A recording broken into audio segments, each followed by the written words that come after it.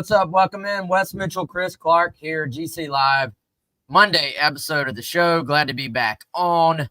Thank y'all for being patient with us there. We worked through a couple little difficulties, and also thanks for being patient with us last week. Chris, did we even do a show last week? I know we were locked into camp season here 2024 as South Carolina completed Shane Beamer camp session, I guess 6, 7, and 8 last week. Yep. Hopefully y'all followed along on GamecockCentral.com, but glad to be back. And then hopefully we'll have, as we roll into the season, y'all know how it is. Once we get closer and closer, we'll lock into a more daily type schedule, of course, with Mike doing some of the shows and Chris and I doing the others. But lots going on, lots to get to. First, let's tell you about our friend Clint Hammond of Movement Mortgage, clint.hammond.com, 803-422-6797. As we always tell you, obviously, not everybody listening is in the market to buy a home right now. But if you are, and if you're willing to give Clint a chance to earn your business, give him a shout. He is a mortgage broker here in Columbia, but can also help you regardless of where you are in the state of South Carolina and beyond. First-time home buyer, definitely want to call Clint because he can help you get creative. We know interest rates can be up or down lately. Certainly not what they were a few years ago, but he can help you get creative with working through some different ideas of what you could do. Clint, good buddy of mine, great supporter of the show. Promise you he'll look out for you. But, Chris, we got some lingering camp stuff to get to. We got maybe a commit or two from last week we can get to. But first, I think we got to start with the recruiting weekend from this past weekend that just completed. We knew coming in there were going to be 3 big weekends. We knew it was going to be a mix of kind of some long shot guys, some guys that on the other end of the spectrum, South Carolina's felt good about for a long time. Obviously, a bunch of committed guys on campus this weekend. And then some guys maybe in between that where you feel like Carolina has had a shot to make a real move. This weekend skewed a little bit more overall towards the committed guys. And then with a couple, several guys that they maybe have even, you would say, popped up here at the last minute. Cutter Woods, 2 weeks ago, Cutter Woods didn't have a South Carolina offer. Now he has an offer, takes an official visit. South Carolina working to pull him from Wake Forest. And it was kind of an interesting weekend, I think, in terms of the various spots that South Carolina is with these various players. Yeah, it was kind of split, Wes. I think it ended up being about half and half on commitments versus uncommitted guys. And I'm glad you pointed that out about, kind of the vibe and the sense that you got going into this very important month of June, and that South Carolina was hosting some guys. And look, there ended up being a couple notable names that didn't end up taking an official visit, like Zayden Walker, right, who committed to Georgia. Jameer Joseph, the 4-star corner from up north, ended up going ahead and shutting things down, committing to Penn State. But those were a couple guys that, South Carolina had a shot with. Walker certainly gave it a good run. Joseph, you might have looked at and said, he might be a little bit of a longer shot, but bring him in and see what happens. There were certainly some guys that did end up taking visits that you still probably look at and go, South Carolina's in there, but, you certainly don't call them the favorite, right? Then there are other guys that you looked at coming into the official visit season and said, South Carolina's probably going to have a really good shot with that guy. This weekend was interesting because I think exiting the weekend, all of the uncommitted guys, Bryce Davis, Kendall Daniels, Cutter Woods, E.J. Thomas, Donovan Darden, I look at all those guys, Wes, and say there are levels to it, right? But I look at all of them and say South Carolina's got a shot with each of those guys. And I know we'll probably dive into all those individually, but it was an interesting and maybe a little bit of a different feel this weekend because you had a handful of guys committed and then a handful of targets still out there, all of whom I still think are attainable after this weekend. Will South Carolina sign all of them? Not saying that, but they are in the game to a degree with all those guys. Yeah, no doubt, man. So let's go through the various guys, man. Let's go through uncommitted, and let's throw Caleb Williams in there as well. Matter of fact, let's go ahead and knock his discussion out, because committed, but obviously, as we know, if you're following it, Virginia Tech is doing everything they can to try to make a push. Got him on the OV earlier this month. You kind of you have to, I think South Carolina's always felt pretty good, but you have to be, at least if you're in that building, at least cognizant of the fact that, hey, they were able to get him on campus. They were able to get him in town for an official visit. Do we need to be aware of something here? And so I think, you can look at, for example, a Shamari Earls, who maybe we get to today as well, 4-star corner. South Carolina kind of, I think, wanted to bring him in towards the end of this month. And he ends up visiting Michigan. Then he ends up visiting Georgia this past weekend. And reading Dogs Eggs Chew, our own 3 Georgia site, he is a priority target for Georgia now, which I think, Chris, sounds the alarms a little bit for you, but also speaks a little bit to how just good of a prospect this kid is. But I digress. With Caleb Williams, it was more, all right, Virginia Tech got him in, but by having your last OV of the June period, when you have your committed guys in, it kind of worked out to plan for South Carolina, I think, where you let him go ahead, take the VT visit. That's fine. Get him back on your campus. Remind him of all the reasons that he was committed to South Carolina in the first place. You never say never. Like, we know that by now. If you follow recruiting, you never say never. But in terms of where things are right now, in terms of him saying all the right things, I think you look at this weekend as a success with Caleb Williams. I mean, he said he's 1,000% committed to South Carolina. And also, Chris, some of the buzz just asking around, I mean, this isn't a physically imposing prospect. Like, I think there could be some potential upward mobility in the rankings for Caleb Williams as well. Yeah, measured in at 6'5", 273 pounds this weekend, Wes. And, this is a guy that we've seen in person a couple times and been able to size up. And that's not a fudging. That's you can certainly believe those metrics, and also can see that he's gonna, I think, very quickly, very easily put on even more weight to play in college. He told me that the staff at South Carolina wants to play him at 290 or so at the next level. And I think he could get there in a couple of days if he really, really wanted to, with his size, with his frame. But yeah, this is one that's, we know South Carolina is going to be very active, always have been under Shane Beamer in the state of Virginia. This was a good get for them. It was an interesting recruitment because for a time, Wes, you couldn't really get a sense of, South Carolina's offered, but is this going to be a guy for them or not? And then got him on campus, prior to this date, and he ended up certainly being a guy for them. Got him committed. Virginia Tech kind of whoopsie, this is a guy that we need to come in and really push for. Seems like things are definitely going in the right direction for South Carolina, though. He told us he was 1,000% committed. But even beyond just those words, I think South Carolina's in a pretty good spot here for Caleb Williams. And he's a guy that's got a good bit of upside.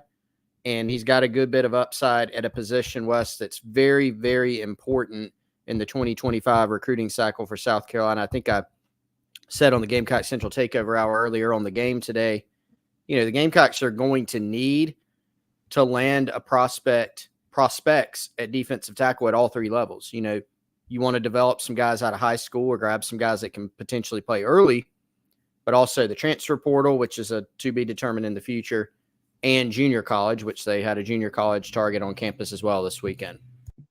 Yeah, let's keep it right there then, man. Xavier Hardy, I know you posted on Gamecock Central earlier today some feedback you've gotten on each of those guys. And, Hardy, this is a guy, South Carolina recruiting fans, they should be very familiar with the name. Former South Carolina commitment, had to go the JUCO route. I mean, you go back, dude. Like, this is impressive high school film. A guy that, you'll remember Jimmy Lindsay targeting him incredibly early in his career. And by the way, if you want to read Chris's newest insider report, code SCAR1 will get you $1 for 2 months on GamecockCentral.com. Go check that out right now. But Chris, this is one of those, if Xavier ends up with South Carolina, it will have been the long road. It will have been that, it's a little bit unorthodox, but JUCO route, South Carolina, I'm sure, leaning on trying to remind him, even though Jimmy Lindsey's no longer at South Carolina, kind of leaning on those lasting memories from when South Carolina recruited him so hard before. Yeah, this was a guy, Wes, that had a lot of potential out of high school, and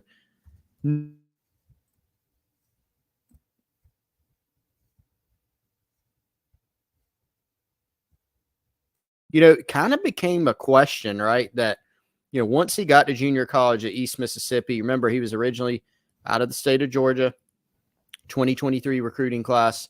So once he got to junior college, that creates that lag time, of, okay, is he going to still end up in the class? Will South Carolina want him?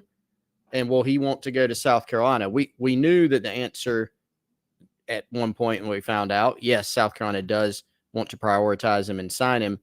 But then once he got to junior college, West, he got an Auburn offer, Georgia, I think Bama offered him, Mississippi State, Arkansas, and he's taken a few SEC visits over the course of the past several months. So for me, it threw it into doubt a little bit, but it kind of, I think, especially after this weekend, has crystallized a little bit that things seem pretty good in terms of ultimately the chances of getting him into South Carolina.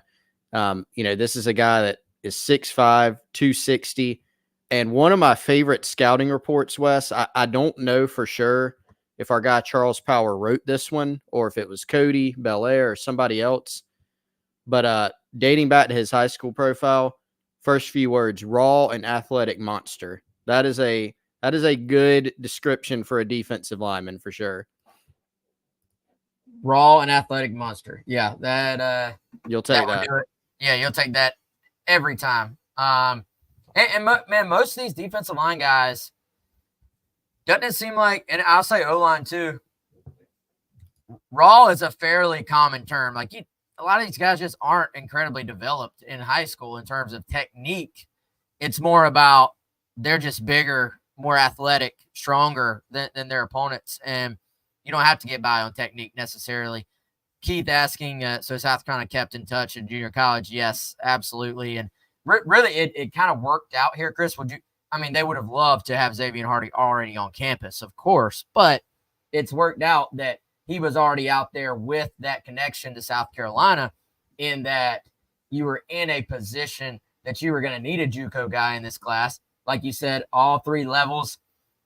Generally, when I think of three levels, I think of three levels of the defense. But when you're talking about three levels in recruiting, like you said, can you go portal, JUCO, high school? And you essentially can rebuild a room just like we saw South Carolina do with their running backs, in a hurry if you can get the right guys. And, certainly I think that takes an NIL commitment when you start talking about transfer portal stuff. Let's just call it for what it is. Yep. It's part of it. But I think that's why you have to be able to maybe go the JUCO ranks with a guy, maybe get a couple of high school kids with some upside, and, maybe bring in a guy from the high school ranks who can at least maybe not make a huge impact early, but help you early. One thing, you look at the linebacking core, you're kind of in a similar spot there. Now, I think the fact they were able to go ahead and get J.R. Johnson and Wendell Gregory this past class, like, if you were South Carolina, wouldn't you love to have the equivalent of a J.R. Johnson and a Wendell Gregory waiting in the wings on the defensive, interior defensive line as well, of course. But they're in a little bit of a situation with linebacker where you're losing so many guys that I think you're going to see them take a big high school class, but then also, I don't know if they'll necessarily go JUCO, but hit the portal a little bit at that spot as well.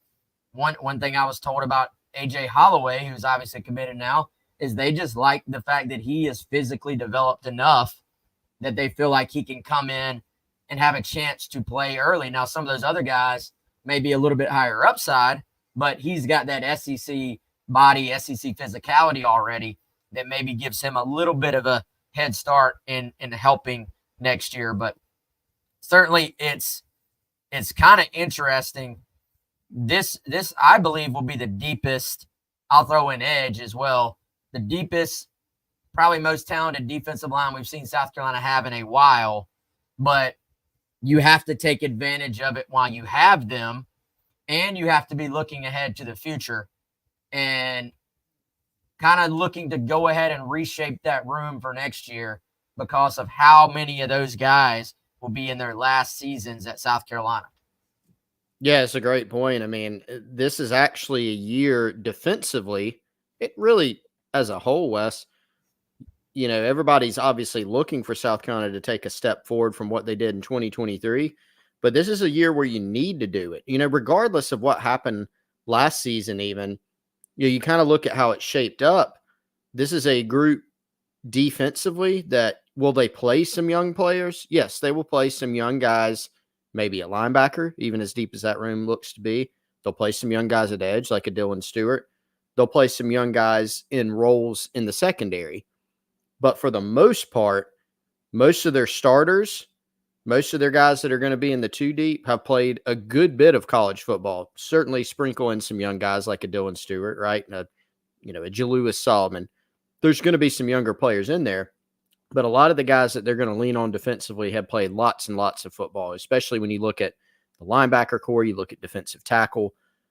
We just spent a segment, Wes, talking about how many guys they're losing at tackle after this season, whether it's a TJ Sanders, who's probably going to be an early entrant into the draft, or Tonka Hemingway, Boogie Huntley, DeAndre Jules, et cetera, et cetera. Got multiple seniors at linebacker too, of course. So this is really a year that even though the schedule's difficult, look, it's always difficult. And this is a year where you're gonna need to make that progress defensively. And then hopefully you can springboard that into, additional success from a recruiting standpoint, because there's no doubt that in this class, 2025, whether it's high school, junior college, or portal recruiting, they are going to have to bring in some guys who are ready to contribute. And in some cases, I think ready to play a lot on defense in 2025. Yeah, and will instantly be probably, in my opinion, the biggest priority in the transfer portal.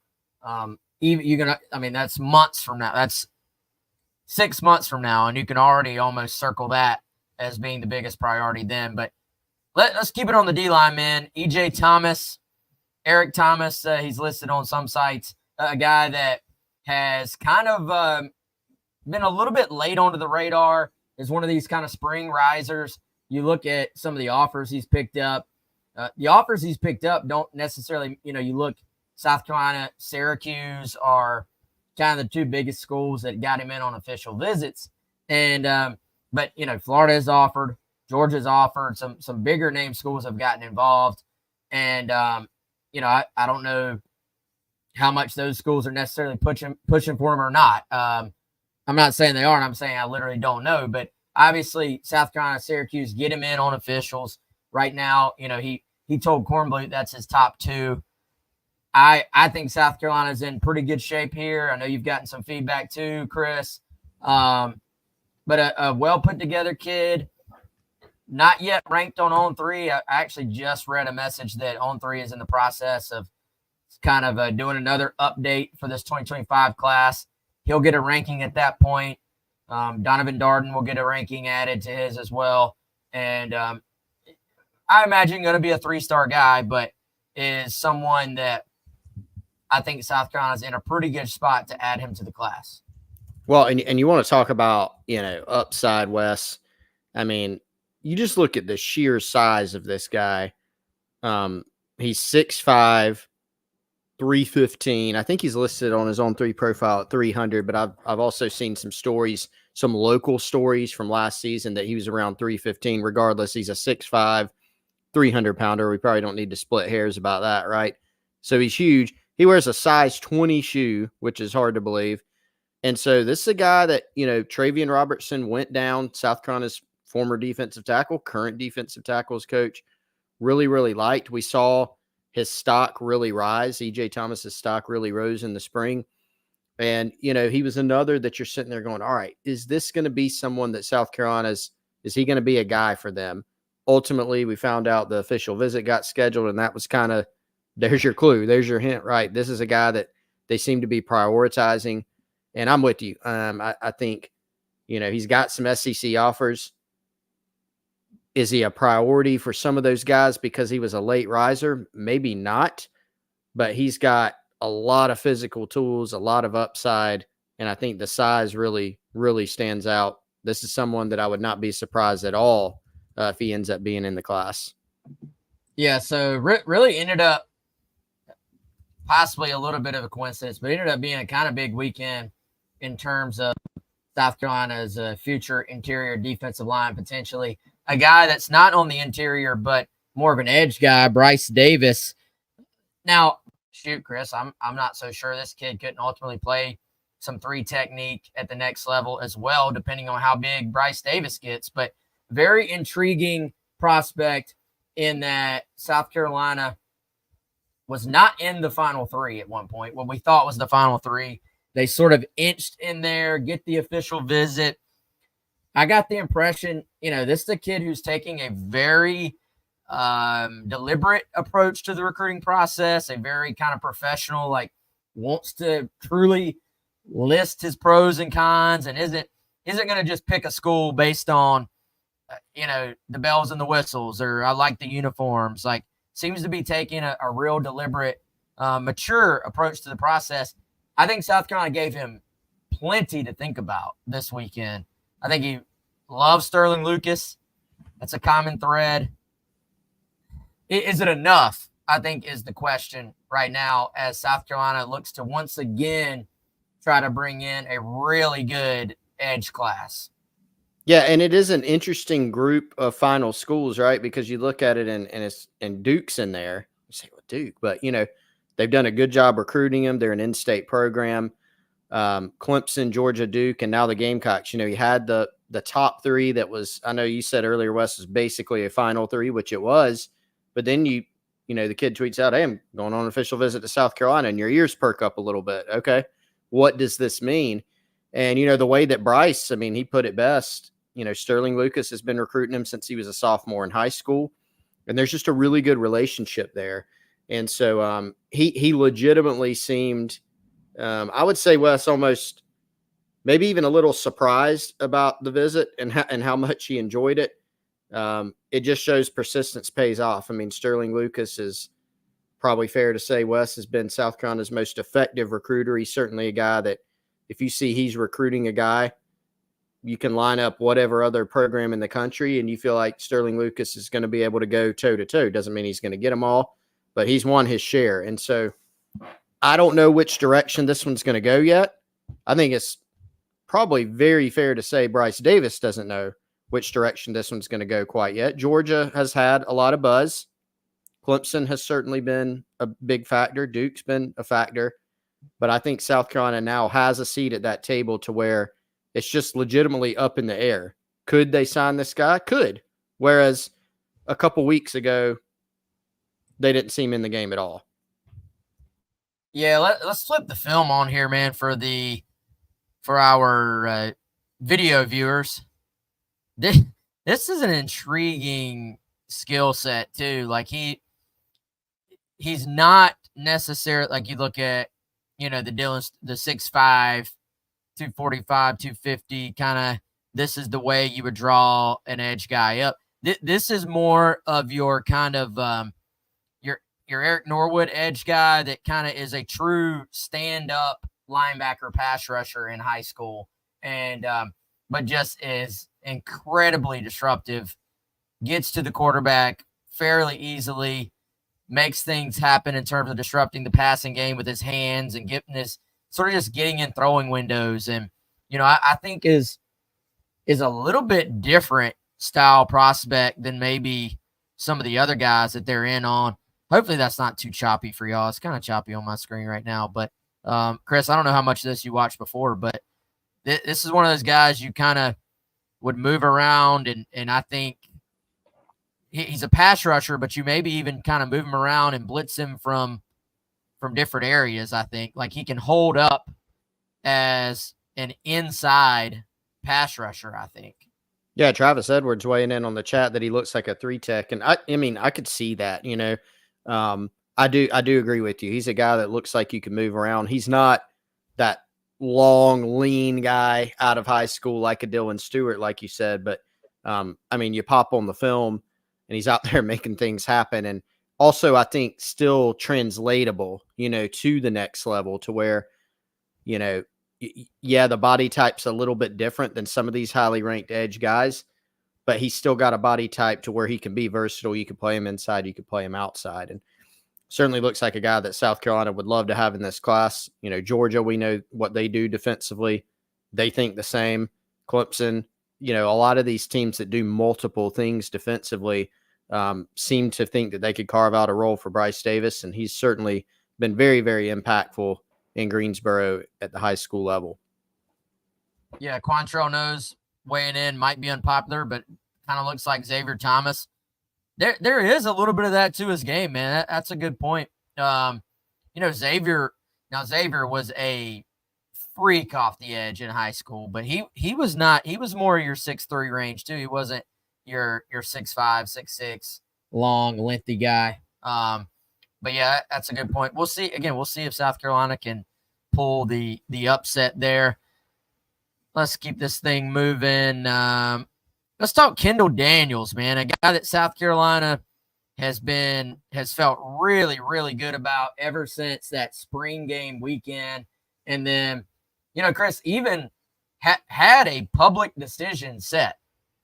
Like, I think it all runs together. It's easy to forget. He literally had a date set, and we were anticipating he's going to commit. It's probably going to be the Gamecocks, and that's going to be one of their top overall targets at that position. And date came and went, and there was no commitment. And so he kind of took a step back. We were able to interview him after this South Carolina official visit. Is not a guy in my experience that has done many interviews. It's kind of kept it a little bit low key, but now he tells us decision coming soon, soon, soon, was his quote. South Carolina, Clemson, Virginia Tech tend to feel pretty good about where the Gamecocks are here, Chris, after the OV. And, man, I think in terms of, like, fitting what they look for at his position, this is a long, lengthy kid, as much in just the frame standpoint that Nicky, Jalen Kilgore, he's 6'3" now going on 6'4". I think he just is a really good fit for what Torian Gray seeks out at that position. Yeah, we were joking about that the other day. I mean, Torian Gray seems determined to take the longest DB class in history, maybe this cycle. He's certainly got some long and rangy dudes that they not only either got committed, but also, targeting. I mean, you look at Hatfield and DeMarcus Leach, right, being in the class as 6'3" guys, and maybe adding Kendall Daniels to that. Shamari Earls, of course, being a long corner in the class if the Gamecocks can hold on to him. But this is, a region that South Carolina has recruited quite well. Former high school teammate and still close friend of South Carolina freshman linebacker J.R. Johnson. And, I think it just got thrown into doubt a little bit, right? Didn't end up announcing. Clemson offered in May. Clemson has his teammate Ari Watford committed. So you're going, what's going to happen here? So this was, in a lot of ways, Wes, a much anticipated visit. But South Carolina made the visit happen, and all the feedback has been really, really positive about Kendall Daniels. So I think maybe, I don't want to say the only hang up, but a potential hang up is if several more days pass and we're sitting here going, all right, why hadn't he committed yet again? Then we'll see. But everything seems to line up with the Gamecocks being in a good position here. Yeah, and he seems to just really have connected with Torian Gray. I think that not that I always put a ton of stock in what a prospect is saying, but wow, he's a physical kid too, man.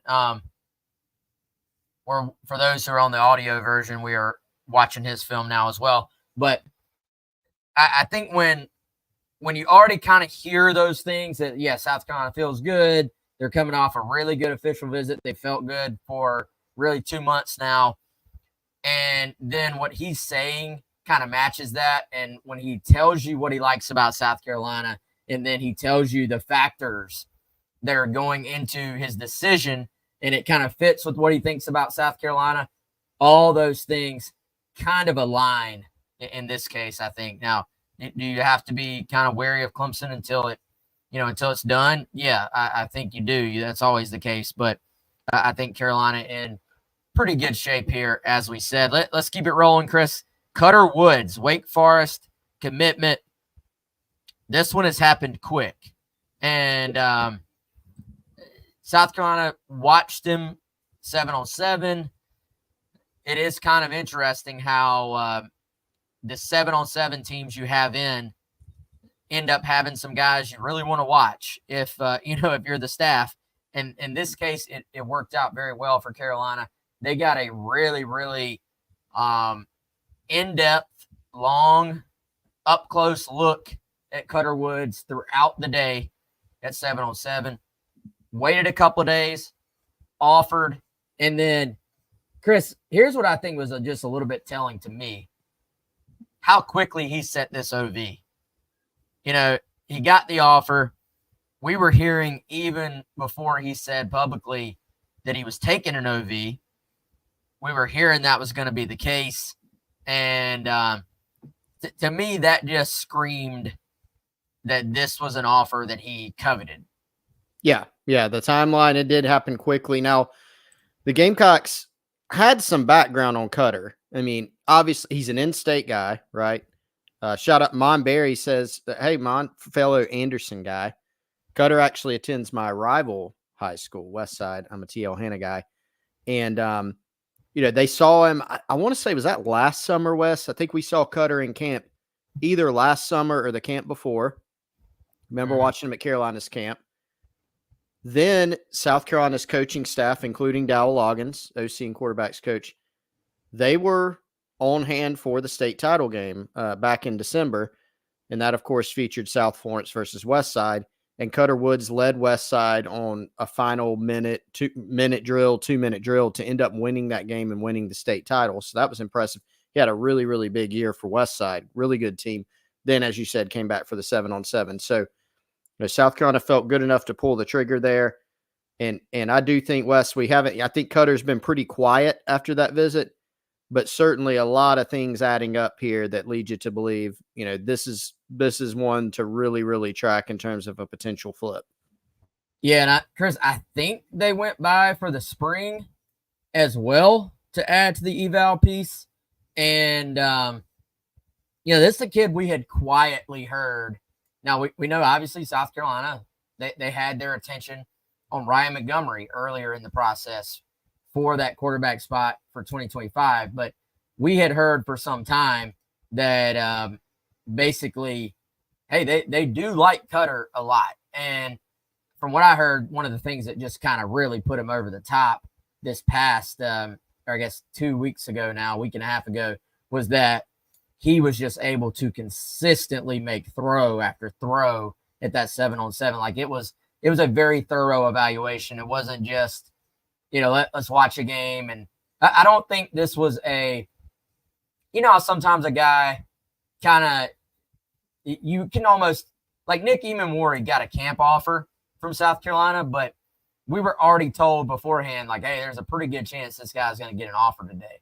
With Cutter, like he truly went out there and earned this thing with a lot of the staff having all eyes on him, which I think says something, and says something about dealing with that pressure that comes along with that. So that's something we'll be keeping an eye on in the coming days and weeks.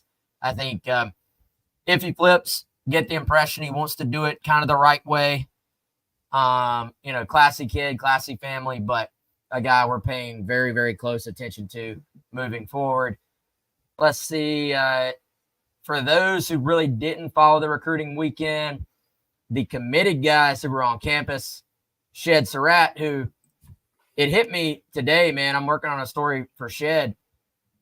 That was a whirlwind 10 days for him. I mean, you commit to the Gamecocks, you work out with the staff in terms of O-line, D-line camp, then you stay on campus, you take your OV as well. So big kind of week and a half for him. But yeah, everything went well there. Addison, the Sumter Edge prospect, all good there. We have not caught up with DeMarcus Leach. That's one that there have been some other schools getting involved there. Michigan getting involved. I think there's one other school just offered as well, another Power 4 I don't remember which school that was, but anyway, Jaden Sellers in. We didn't catch up with him. I actually saw Jaden on Thursday with his brother at the Fireflies event. I mean, they're as locked in as you could possibly be, so no concerns there. And then the lone non-committed guy that we have not talked about today, Chris, I get the feeling, one, from just eyeballing this kid at the 7-on-7 when he arrived for his OV. Two, I just know Havelock, and Havelock puts out sleeper after sleeper, it feels like. Donovan Darden feels to me like a guy who's going to end up being better than his ranking. NC State, I feel like, has done a pretty good job in the eval process in recent classes as well. And I think the Gamecocks are in the top spot here, but this has kind of developed into a South Carolina NC State battle. Yeah. Has there ever been a prospect, Wes, that came out of Havelock that was just started out properly rated? It seems like all of them, maybe Darrell Scott at running back in the day. Yeah. I think he was a 4-star, like right off the jump, but the other ones, Pharaoh Cooper, people still love to say he was a 2. No, he was a 4-star, but he did start out as a 2. Corey Robinson at one point, 2-star prospect. Gamecocks beat Duke, ended up being an NFL player. So they have kind of this track record of having some under the radar guys that end up being really, really good players for them. And man, Darden, again, to go back to the point you made earlier, South Carolina's linebacker class and the guys they're targeting, all big, physically developed. You don't look at them and go, man, I just don't know if they're big enough to play in the SEC. Like all these guys that they're recruiting, including Darden, very physically impressive. Just, go look at his profile pic on 3 on GamecockCentral.com, or got some pictures of him, milling around Williams-Brice Stadium during a game visit this past year. Very imposing guy, and another versatile player that if they could plug into the class, and I do think they've got a good shot to get him, looks like a very quality get. Yeah, no, not a big talker from what I've heard. Not a big interview guy. I'm efforting that. We'll see what happens there, but I think maybe military background there too. That's typically the case with a lot of the Havelock kids, it seems like. So, from what I've heard, though, quiet, very disciplined kid, great worker, and Carolina high on him too as far as their evaluation at the linebacker spot, and really ended up being a linebacker class with some kind of versatile, different skill sets among all of the guys. Let's talk about a couple of commits, Chris. Jaquavius Dodd, a little bit out of nowhere last week, coming Thursday night, actually took an unofficial visit to the school, committed to the staff while on campus. And, our hardcore GC livers will remember we had Charles Power on, and we asked Charles about Dodd. It's been a couple months ago when he had Dodd as a 4-star guy, really before anybody, it seems like, nationally was talking about him at all. And just I don't want to say typical, because there's nothing typical about 6'5". I guess a classic state of South Carolina, under the radar to an extent, in-state, raw edge rusher. Yeah, a guy that's still raw but has all the physical traits, but also Wes does have production. You don't look at this guy and go, all right, well, he has the measurables. He plays basketball, which he does. He can get bigger. He's athletic, but I just don't know if he's that good of a football player. You look at him, he had double-digit sacks as a junior, even though he's raw. And so that's an exciting thing. Has the length, has a frame that can get a good bit bigger, and is someone that, South Carolina went and scouted also in the spring, Wes. And again, there was a part where you're like, South Carolina's offered, but at what point do they make that big push? Is it during the season? Is it a little later? Do they have him in summer camp? Ended up, he didn't work out at camp, but they ended up, bringing him in for the unofficial visit, and the commitment came, which I don't know if we were really expecting it, but it happened. And so I think it's maybe a little bit more of a developmental piece for Sterling Lucas, as opposed to a Dylan Stewart, who, when you sign him, you go, okay, that's a guy that they're going to mean, he's going to come in and play immediately.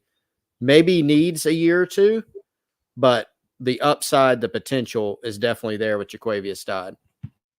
Yeah, and you may have said it in there, Chris. Is it just 3 years that he's played ball? Is that right? Like didn't actually say that, but yes, thank you for reminding me. Yeah, he's played football for I think 3 years.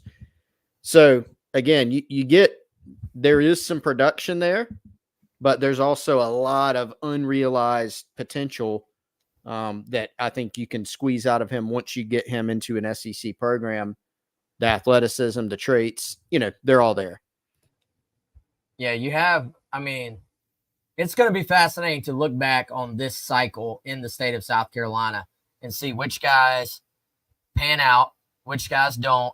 I mean, look at like a Michael Skinner, who we got to look at in 7-on-7 this past week as well. Intriguing guys right on that kind of high 3-star borderline. South Carolina watched him quite a bit. They have not, with Dodd, they did offer in the spring. With Skinner, they've held off to this point. With Cutter, they did offer. So I think it's going to be fascinating. Of course, Skinner currently committed to Cincinnati.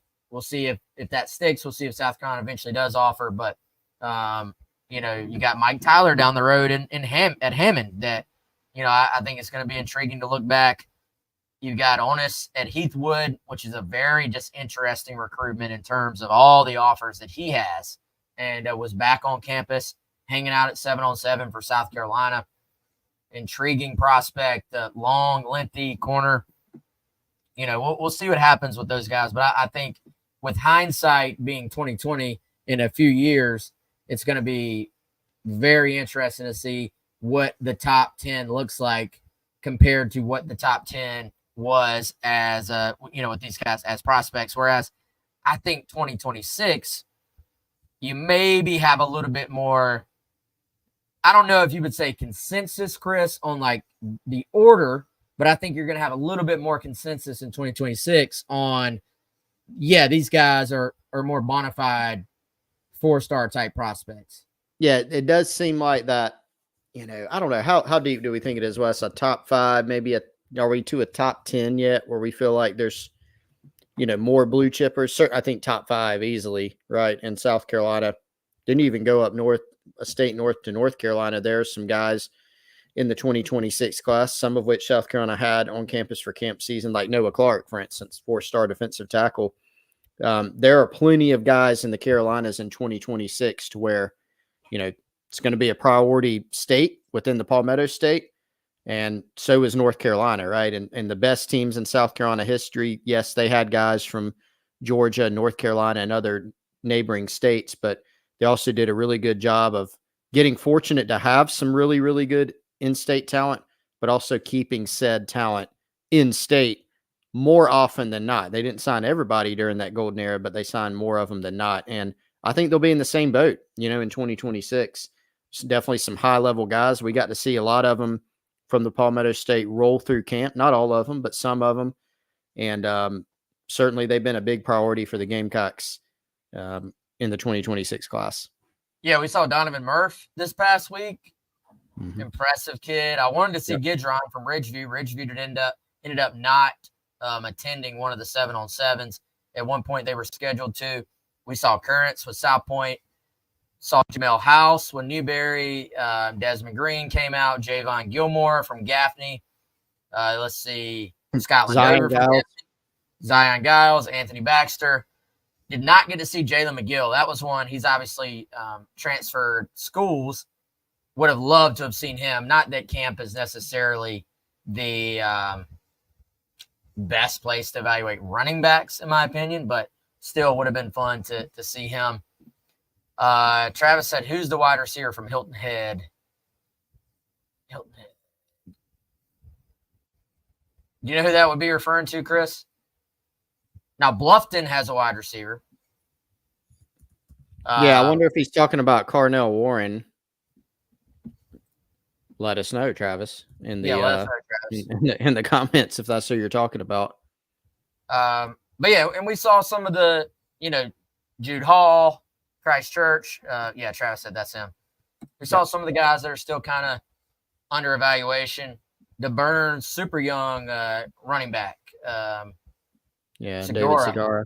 Yeah, talented kid. So there's some talent in this state.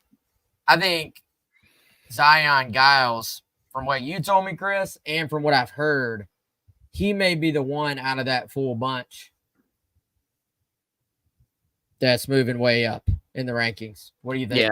Yeah. I've got him shot up in my rankings. I think so far he's probably my top offensive lineman in the state. I was very impressed in camp from, he's got kind of all the tools from a size standpoint. I think he could play tackle if you want him to. He's over 6'4". He's got the frame. He can continue to, fill out even more, but he's already big enough to play. Really good student, sharp kid, technically sound. I think he has a lot of the tools that you look for, and I was impressed with what I saw. So he's certainly blown up this spring and this summer as well from an offer standpoint. Yeah, and great interviews too. I really enjoyed talking to that guy after he got the offers from South Carolina and Clemson. Travis asked, how did Warren look? I don't know that I watched much of him from Bluffton. Didn't get to see enough of him this time. I've seen him before. I think, he looks I actually saw more of him last summer, and I thought he looked good in that setting. He's got the size. I think with one question with him may just be like the top end speed. That's something that I've seen that might be a question, but he's someone that Carolina's gotten a couple good looks at and will continue to, I think, monitor. Yeah, I think maybe a similar situation with Jude Hall at Christchurch. Tall kid, has some length to him. I think 6'4", 185-ish or so. It's just a matter of him kind of proving that top end speed as well. All right, y'all. I think we hit all the guys from this weekend. And so next time we see y'all, so Mike will probably do Tuesday. We'll try to do a Wednesday, Chris. That sounds good to me. Tayshawn Austin, decision tomorrow. A decision Tuesday. So if you're listening to us on Monday, it will be decision tomorrow. Gamecocks in really good shape there. So assuming that goes their way, we will have something to talk about on Wednesday. And it's a dead period, but it still should be a pretty busy next month or so as a lot of these guys make their final decisions on where they're going to attend school. So, all right, y'all. He's Chris. I'm Wes. Appreciate y'all, as always, joining in. This has been GC Live. Y'all have a good one. Talk to you soon.